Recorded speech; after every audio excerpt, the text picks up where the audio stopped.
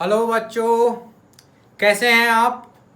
तो आज हम अपनी नई वीडियो चालू करने वाले हैं और इस वीडियो में हम एक बोर्ड का बहुत ही इम्पोर्टेंट टॉपिक कवर करेंगे, went of factor. Went of factor क्या होता है, एबनॉर्मल मॉलिक्यूलर मासेस क्या होते हैं, अल्फ़ा क्या होता है, डिग्री ऑफ डिसोसिएशन अल्फ़ा, और बहुत सारी चीज़ें हम अपने इस टॉपिक के अंदर कवर करेंगे। तो आइए स्टार्ट करते हैं। तो वेंट ऑफ फैक्टर को समझने के लिए हम दो एग्जाम्पल ले रहे हैं, बहुत ही सिंपल एग्जाम्पल है, इससे काफ़ी कुछ आपको समझ में आ जाएगा। हमने एक बीकर लिया और इस बीकर के अंदर हमने कुछ मॉलिक्यूल्स सॉल्ट के डाल दिए, लेट्स से 100 मॉलिक्यूल्स। ये 100 मॉलिक्यूल्स हमने बीकर के अंदर डाल दिए, प्योर वाटर के अंदर। तो ये 100 molecules of NaCl, 100 molecules of NaCl किस में डिसोसिएट हो जाएंगे, Na+ और Cl- आयंस में। यानी 100 मॉलिक्यूल्स Na के हो गए और 100 मॉलिक्यूल्स क्लोरीन के, 100 मॉलिक्यूल्स और 100 मॉलिक्यूल्स। तो बच्चों टोटल 200 मॉलिक्यूल्स हो गए। ये तो डाले थे 100 और हो गए 200। तो नंबर ऑफ मॉलिक्यूल्स जितना हमने सोचा था उतने नहीं रहे, अब हो गए हमारे पास 200। डिसोसिएशन हो गया, यहां पे टूट गए।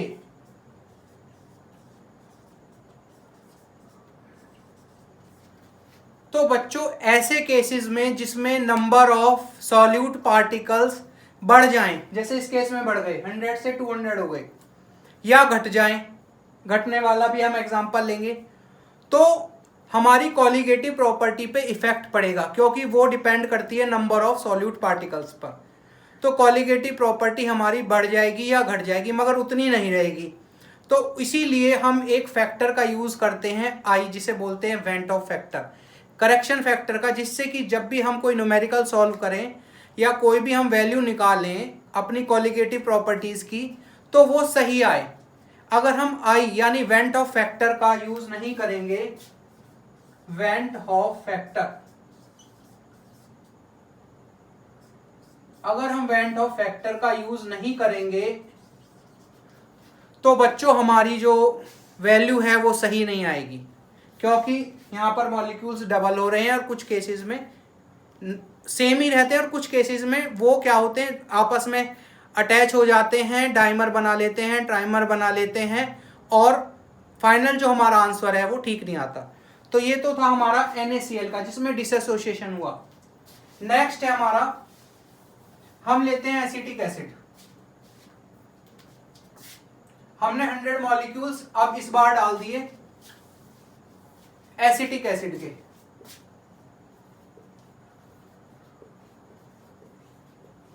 तो एसिटिक एसिड को जब हमने डाला,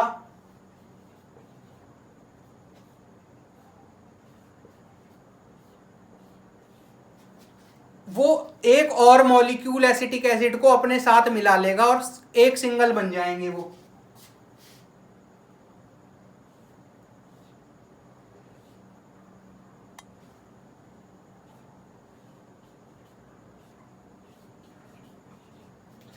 तो बच्चों एसिटिक एसिड दो सिंगल एक मॉलिक्यूल इन्होंने बना लिया, यानी अगर आपने 100 मॉलिक्यूल्स एसिटिक एसिड डाले तो 50 रह गए, क्योंकि इन्होंने हाइड्रोजन बॉन्डिंग की मदद से डाइमर बना लिया। इसको बोलेंगे हम डाइमर, और ये है आपका हाइड्रोजन बॉन्ड। तो इस केस में हमारे नंबर ऑफ सॉल्यूट पार्टिकल्स कम हो गए, यानी एसोसिएशन हो गया।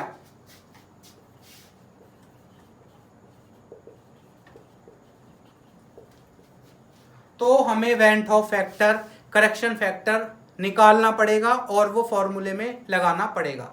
फॉर्मूले कौन से हो सकते हैं आपके, एलिवेशन इन बॉइलिंग पॉइंट वाला फॉर्मूला हो सकता है, डिप्रेशन इन फ्रीजिंग पॉइंट वाला फॉर्मूला हो सकता है, उसमें हमें आई की वैल्यू को पुट करना पड़ेगा। तो आगे बढ़ते हैं। अब ये आई हम कैसे निकालेंगे बच्चों, इसे देखते हैं। इसको आप नोट कर लो पॉज करके।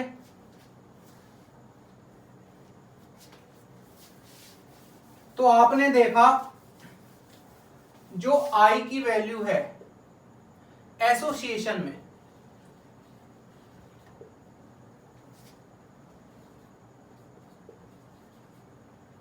एसोसिएशन के अंदर आई की वैल्यू लेस देन 1 होगी, क्योंकि जितने मॉलिक्यूल्स आपने डाले उतने नहीं रहे, कम हो गए, अटैच हो गए वो आपस में। और डिसएसोसिएशन की केस में आई की वैल्यू ग्रेटर देन 1 होगी। तो इस वजह से एसोसिएशन और डिसएसोसिएशन की वजह से हमारे मॉलिक्यूलर मास पर भी इफेक्ट पड़ता है, क्योंकि आपने पढ़ा है कि colligative properties inversely proportional to the molar मास।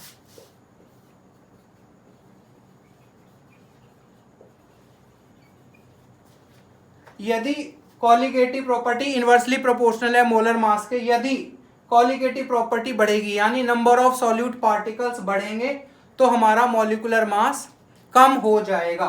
और नंबर ऑफ सॉल्यूट पार्टिकल्स कब बढ़ेंगे बच्चों? जब डिसोसिएशन होगा, यानी if there is dissociation of particles, then colligative properties will increase। colligative property बढ़ेगी, so ultimately our molecular mass will decrease। so molar mass will decrease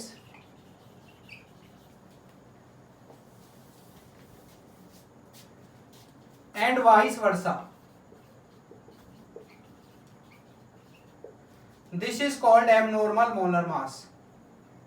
This is called abnormal molar mass.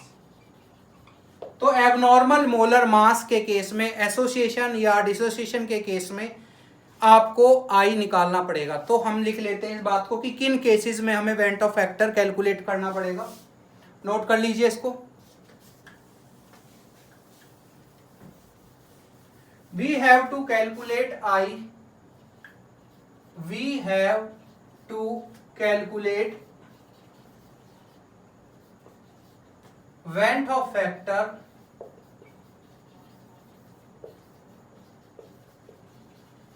I in following cases।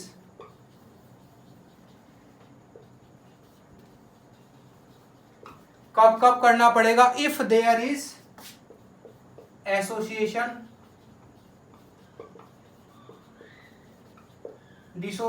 dissociation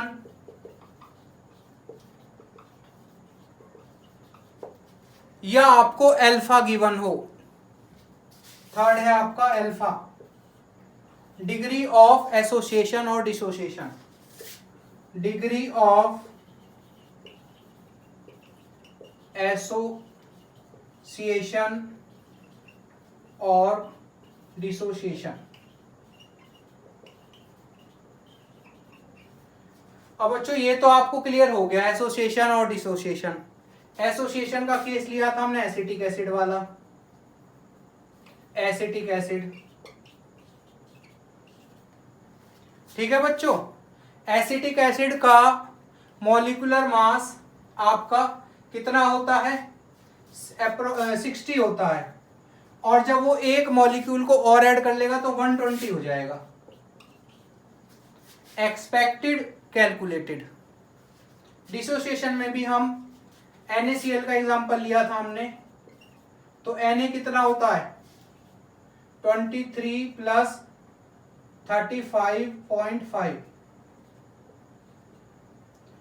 58.5 है।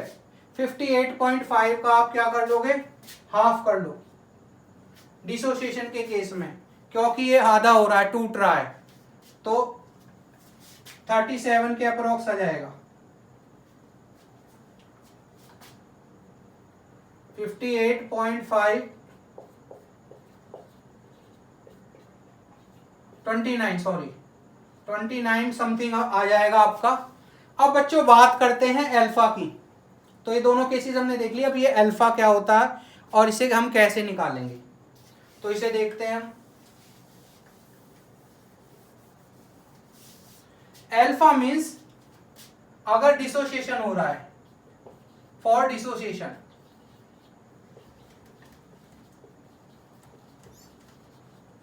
तो alpha क्या होगा,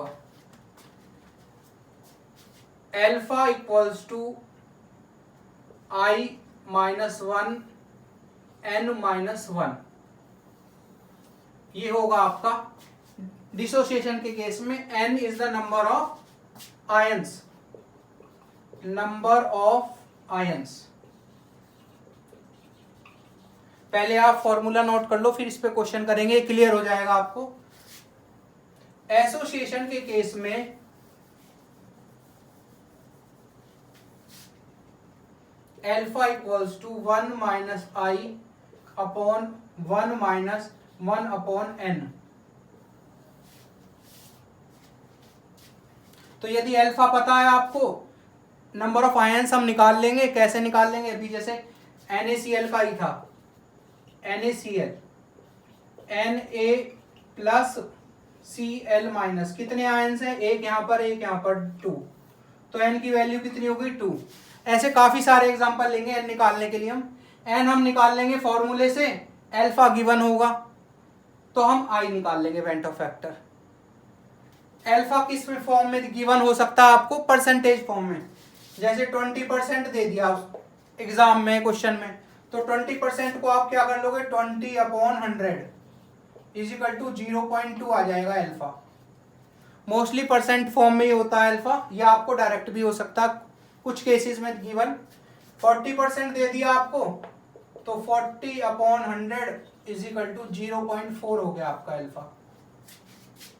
तो n, अब बात आती है, हमने शुरू से देख लिया आपका एसोसिएशन का केस देख लिया, डिसोसिएशन का केस देख लिया, अल्फा का केस आ गया। अब अल्फा में आ गया n, अल्फा गिवन होगा इस फॉर्म में आपको। n कैसे निकालेंगे, चलो n को देखते हैं, इसे नोट कर लो आप।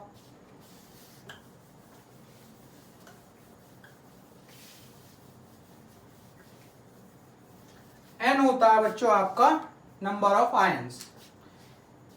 हमारे पास एक कोई कंपाउंड है, वो ब्रेक हो गया A प्लस और B माइनस में, तो कितने इसमें आयंस आ गए, इसके 2 आयंस। अब लेते हैं हम 1 बाय 1, पहले स्ट्रॉन्ग इलेक्ट्रोलाइट्स के लिए स्ट्रॉन्ग एसिड्स ले लीजिए पहले। जैसे फर्स्ट लेते हैं हम HCl। HCl में कैसे होगा, ये H प्लस और Cl माइनस, तो एक आयन यहां पर और एक आयन यहां पर, कितने नंबर ऑफ N कितना आ गया, N आ गया इस केस में 2। स्ट्रॉन्ग एसिड है। दूसरा स्ट्रॉन्ग एसिड आपका क्या होता है, HNO3, नाइट्रिक एसिड। तो इसमें कैसे लेंगे, H प्लस और NO3 माइनस, एक यहाँ पे आयन, एक यहाँ पे, number of ions 2। Third strong acid है H2SO4, तो इसमें N कितना हो जाएगा, 2H प्लस SO4 माइनस 2। एक बच्चों आयन ये है +1 और 2 आयन ये हैं, नंबर ऑफ आयंस हो गए 3।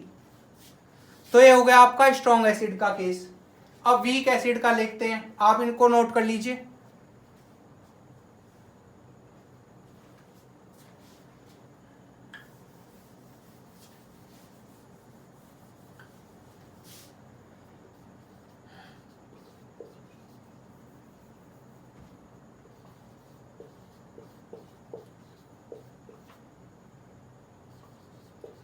स्ट्रॉन्ग एसिड के बाद अब लेते हैं स्ट्रॉन्ग बेस NaOH। NaOH में क्या क्या होगा, Na प्लस OH माइनस, एक आयन यहाँ एक आयन यहाँ, number of ions 2। Clear. BaOH whole twice में 2Ba plus 2OH minus, Ba plus 2OH minus means 2 यहां पर हो गए, 1 यहां पर हो गया, आपका आयन नंबर ऑफ आयन्स हो गए 3। तो इस तरीके से आप नंबर ऑफ आयन्स कैलकुलेट कर सकते हो। क्लियर हो गया। NaCl का पता ही है आपको, Na प्लस सॉल्ट के लिए Cl minus, KCl K plus Cl minus, number of ions 2, number of ions 2, एक यहाँ एक यहाँ एक यहाँ एक यहाँ। तो इस तरीके से आप Nb निकाल लोगे, तो आप फॉर्मूले में लगाकर Ib आप कैलकुलेट कर सकते हो। क्लियर हो गया। आगे बढ़ते हैं, एक क्वेश्चन लेते हैं इसे क्लियर करने के लिए। तो वेंट ऑफ फैक्टर थोड़ा आपको आइडिया हो गया, वेंट ऑफ फैक्टर क्लियर हो गया आपको। अब लेते हैं क्वेश्चन एक। Acetic acid forms dimer in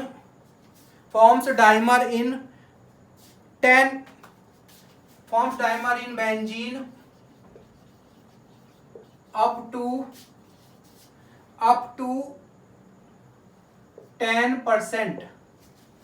to 10%, find the Van Hoff factor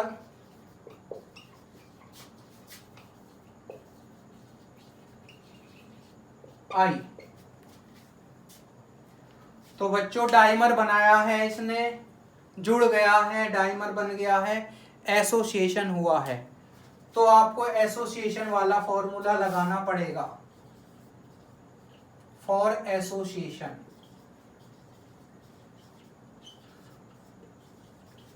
association 10% means alpha दे रखा है आपको, तो 10/100 अल्फा कितना आ जाएगा 0.1।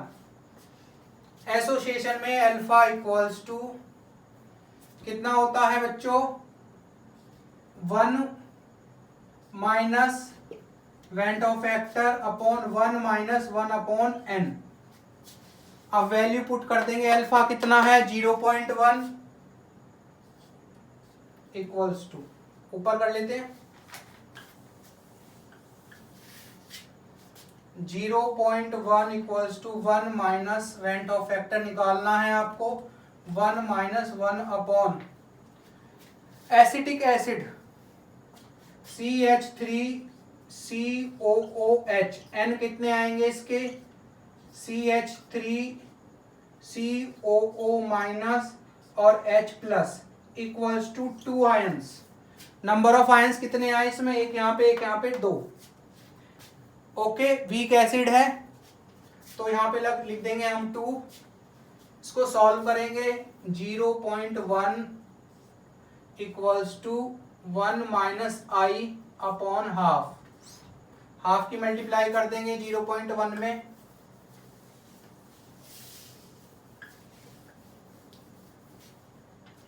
तो कितना हो जाएगा 0.1 upon 2 equals to 1 minus I. 1 को इधर ले आओ या आई को इधर ले आओ, आई प्लस का हो गया is equal to 1 minus 1/20। LCM ले लो 20 minus 1/20 19/20। I equals to, solve कर लो यानी 1.9/2, 1.9/2 0.29 जा 18.5, 0.95 आंसर आ गया बच्चों 0.95। क्लियर हो गया। 0.95 और हमने उसमें लिखा भी था एसोसिएशन के केस में आई हमेशा 1 से कम होगा, i is less than 1 for association, और इस क्वेश्चन में एसोसिएशन ही हो रहा है आपका। तो ये हो गया आपका क्लियर। डायरेक्ट भी आप कुछ फॉर्मूले ऐसे हैं जिन फॉर्मूले की हमने बात की थी, तो इसमें वेंट ऑफ फैक्टर सीधा वही आता है जितने नंबर ऑफ आयंस होते हैं। एक बार इस पे भी हम डिस्कस कर लेते हैं, इसे हम नोट कर लो। वेंट ऑफ फैक्टर डायरेक्ट आपका निकल भी सकता है अगर अल्फा वाले क्वेश्चन नहीं है। कैसे? हमने लिखा था स्ट्रॉन्ग एसिड, जैसे HCl लिखा था हमने, तो H प्लस Cl माइनस कितने आयंस हैं? N इक्वल्स टू 2, तो N इक्वल्स टू I होता है इस केसेस में, क्योंकि फॉर्मूला क्या कहता है वेंट ऑफ का, तो इसमें I कितना हो जाएगा? Went of factor 2। ऐसे ही बाकी एसिड्स में भी और बाकी वीक बेसिस में जितने हमने एग्जांपल लिए थे, HCl लिया था और आपका HNO3 लिया था, HNO3 में भी N आपका 2 आया था, तो I भी इसका 2 होगा, क्योंकि I का फॉर्मूला क्या कहता है? नंबर ऑफ पार्टिकल्स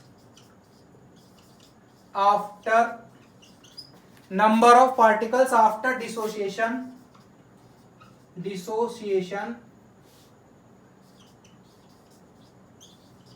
और association, number of particles after dissociation और association upon number of particles before association और डिसोसिएशन, बिफोर एसोसिएशन और डिसोसिएशन। तो नंबर ऑफ पार्टिकल डिसोशिएट होने के बाद कितने थे? 1 और 2, और पहले कितने थे? 1 इक्वल्स टू 2। तो इस तरीके से फॉर्मूले से भी यही कहता है। तो जो भी फॉर्मूला हमने स्ट्रॉन्ग एसिड का और H2SO4 का निकाला था, H2SO4 में N3 आ रहे थे, तो I भी 3 होगा। क्लियर हुआ बच्चों? एसिटिक एसिड में N2 आ रहे थे, तो I वेंट ऑफ फैक्टर कितना होगा? 2 होगा। NaCl में number of particles, number of ions 2 आ रहे थे, तो वेंट ऑफ फैक्टर भी 2 होगा। KCl में K प्लस Cl माइनस में 2 हैं आयंस, तो वेंट ऑफ फैक्टर भी 2 होगा। केवल डिग्री ऑफ एसोसिएशन और डिसोसिएशन अल्फा वाले केस में आपको फॉर्मूले का यूज करना पड़ेगा I निकालने के लिए। क्लियर हुआ बच्चों ये टॉपिक आपको? अगर आपकी कोई क्वेरी हो तो प्लीज़ आप कमेंट बॉक्स में लिख देना। नेक्स्ट वीडियो हम फिर लेकर आएंगे नेक्स्ट चैप्टर की। Till then good bye, thank you.